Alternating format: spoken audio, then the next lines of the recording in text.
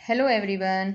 आज हम 8th class की सामाजिक विज्ञान की कार्य पुस्तिका में सामाजिक एवं राजनीतिक जीवन 3 का अध्याय 6 हाशियाकरण से निपटना में दिए गए प्रश्नों को अच्छे से हल करना सीखेंगे। सभी बच्चे वीडियो को शुरू से लेकर अंत तक पूरी देखें और अगर वीडियो अच्छी लगती है तो इसे लाइक भी करें, दोस्तों के साथ शेयर भी करें और अब तक अगर चैनल पर नए हैं तो चैनल को सब्सक्राइब ज़रूर कर लें।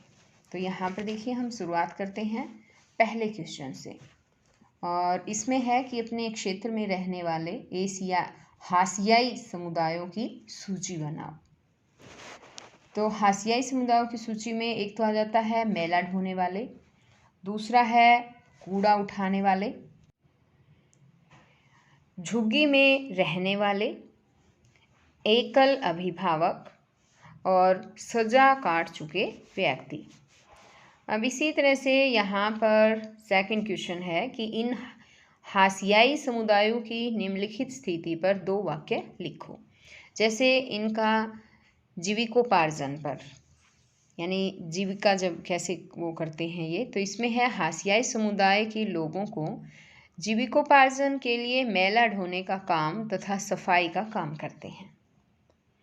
शिक्षा तक पहुंच नहीं है क्योंकि ये लोग इतने जागरूक नहीं हैं। इन्हें समुदाय को जो है वो शिक्षा से वंचित रखा गया है। आगे है भूमि स्वामित्व। ये भूमि के स्वामी नहीं होते हैं, दूसरों की भूमि पर कार्य करते हैं। आगे इनके स्वास्थ्य परख जो है यहाँ पर दिया गया है कि स्वास्थ्य संबंधी कोई खास सुविधा इन्हें नहीं मिलती है और आवास पर है कि ये झुग्गी झोपड़ी में रहते हैं। नेक्स्ट है साफ पीने का पानी। तो साफ पानी की व्यवस्था नहीं है, ये नदियों और तालाबों का पानी पीते हैं। कानून तक पहुंच, तो इन समुदायों के लिए सरकार ने कई कानून बनाए हैं लेकिन ये इन कानूनों तक नहीं पहुंच पाते हैं। आगे यहाँ पर आ जाता है सार्वजनिक सुविधा। तो ये सार्वजनिक सुविधाओं का इस्तेमाल कम करते हैं। अब आगे कि हाशियाई समुदाय के लोगों को जीवन में क्या कठिनाई आती हैं।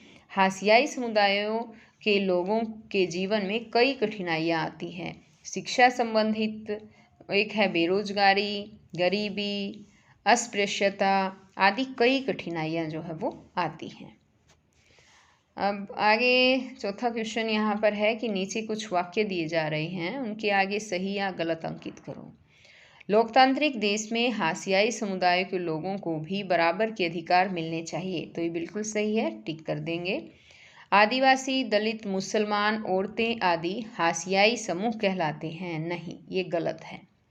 आगे है हाशियाई समूह को शोषण से बचाने के लिए हमारे देश में कोई कानून नहीं है। तो ये भी गलत है, इनके लिए भी कानून बनाए गए हैं। नेक्स्ट है इसके अंदर कि संविधान में कमजोर व हाशियाई लोगों के लिए अधिकार व कानून नहीं है। तो ये गलत है। सरकार हाशियाई तबकों के लिए मौलिक अधिकारों की भावना के अनुरूप कानून बनाती है। तो ये बिल्कुल सही है। अस्पृश्यता या छुआछूत का उन्मूलन हो गया है। तो ये भी सही है। और दलित से तात्पर्य है समाज में सक्षम व्यक्ति। तो ये गलत है। जो सक्षम व्यक्ति है वो दलित नहीं होता है, जो असक्षम व्यक्ति है जो वो दलित में आता है। अब यहाँ आगे कि नीचे की तालिका में हरियाणा में रहने वाले विभिन्न धर्मावलंबियों की जनसंख्या लिखी हुई है। तालिका को देखकर नीचे लिखे प्रश्न हल करो। तो इसमें देखिए जैसे जैन दिखा रखे हैं, धार्मिक समूह है जैन है जैसे, और इनकी संख्या दिखाई गई है 57,167 है। इसी तरह से यहाँ पर सिख जो है वो दिखाए गए हैं, इनकी जनसंख्या 11,70,662 दिखाई गई है। इसी तरह से यहाँ पर आगे है हिंदू है, ईसाई है, बुद्ध है, मुस्लिम है। यहाँ है स्रोत दिया गया है कि भारत जनगणना 2001 के अकॉर्डिंग है, ये जितने भी ऊपर जनसंख्या दी है। इसमें क्वेश्चन है कि उपयुक्त तालिका में सर्वाधिक जनसंख्या वाला धर्म कौन सा है। तो जब हम इस तालिका को पूरा अच्छे से देखते हैं ना, तो यहाँ पर जो हिंदू धर्म दिया गया है इसकी जनसंख्या सबसे ज़्यादा है। तो सबसे ज़्यादा जनसंख्या होने के कारण जो है ये हिंदू धर्म सबसे अधिक सर्वाधिक जनसंख्या वाला जो है धर्म है इसमें। अब जैसे इसकी जनसंख्या हम देखते हैं तो इसकी जनसंख्या 1,56,55,925 जो है इसकी जनसंख्या है। अब यहाँ पर नेक्स्ट क्वेश्चन है इसमें कि सबसे कम जनसंख्या वाला धर्म कौन सा है, तो वो बुद्ध धर्म है। जैसे अब इसको ऊपर तालिका को देखेंगे हम, यहाँ देखिए ये बुद्ध धर्म में है, यहाँ देखिए 7,140, तो सबसे कम है इसमें जितनी संख्या दी गई है बुद्ध धर्म की, तो ये है। आगे इसमें आ जाता है कि इनमें से कौन कौन से धर्म अल्पसंख्यक श्रेणी में आते हैं, तो जैन, ईसाई, बुद्ध, मुस्लिम ये इसमें आ जाते हैं। आगे यहाँ पर छठा क्वेश्चन है कि अपनी पाठ्य पुस्तक के पृष्ठ 89 पर विभिन्न धर्मों का साक्षरता प्रतिशत दिया गया है, उन्हें देखकर बताओ कि सबसे अधिक साक्षरता प्रतिशत किस धर्म का है। ये ईसाई धर्म का है। और सबसे कम साक्षरता प्रतिशत जो है किस धर्म का है, वो मुस्लिम धर्म का है।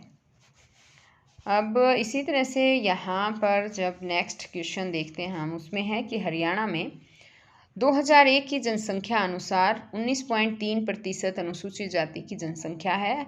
हरियाणा की 37 अनुसूचित जातियां इसमें सम्मिलित है। हाशियाकरण के कारण आज भी अनुसूचित जातियां कई समस्याओं से ग्रसित है एवं विकास तक नहीं पहुंच पा रही है।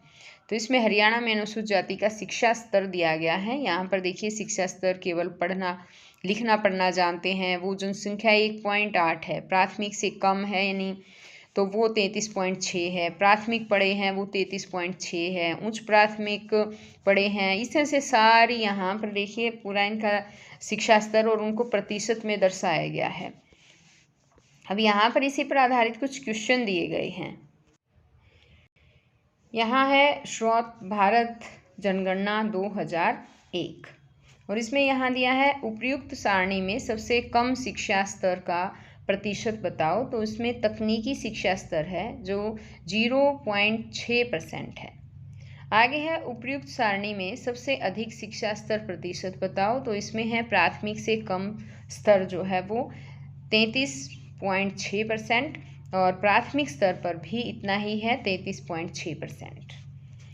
नेक्स्ट इसमें स पार्ट दिया है कि मुस्लिम समुदायों को हाशियाकरण से क्या क्या नुकसान हो रहे हैं। इसमें है हाशियाकरण से मुस्लिम समुदायों तक सरकारी सुविधाएं कम पहुंच पाती हैं।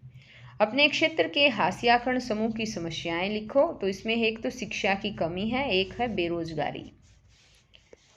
यहाँ पर आगे क्वेश्चन आ जाता है इसमें नेक्स्ट कि हमारे देश में मुसलमानों की प्रमुख समस्याएं क्या है। तो इसमें है कि हमारे देश में मुसलमानों की प्रमुख समस्याएं गरीबी, बेरोजगारी और अशिक्षा है।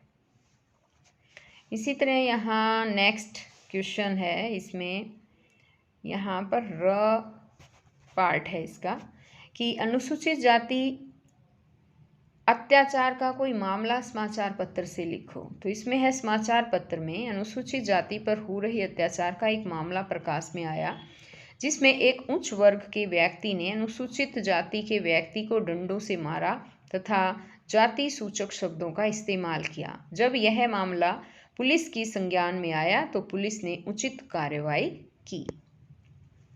अब इसी तरह यहाँ आगे दिया है, इसमें 10वां क्वेश्चन है कि अनुसूचित जाति अनुसूचित जनजाति के व्यक्ति पर अन्य जाति के व्यक्ति द्वारा अत्याचार किए जाने पर पीड़ित व्यक्ति को किस अधिनियम में मदद मिलेगी। तो यहाँ पर है 1989 के अधिनियम के तहत मदद मिलेगी। आगे यहाँ इसी क्वेश्चन का ए पार्ट आ जाता है, इसमें कि हरियाणा में गिरते हुए लिंग अनुपात के क्या कारण है। हरियाणा में गिरते हुए अनुपात के लिए लिंग अनुपात आएगा यहाँ पर आप लिख लीजिएगा लिंग अनुपात। तो इसमें है गिरते हुए लिंग अनुपात के लिए जांच रैकेट्स जिम्मेदार है। भारत पुरुष प्रधान देश है। कई स्थानों पर महिलाओं को पुरुषों के समान अधिकार प्राप्त नहीं है। ज़्यादातर लोग बेटों की चाहत रखते हैं। आगे है कन्या भ्रूण हत्या के क्या दुष्प्रभाव होंगे। तो कन्या भ्रूण हत्या से लड़कियों की संख्या कम हो जाएगी, जिससे महिलाओं पर अत्याचार बढ़ेंगे।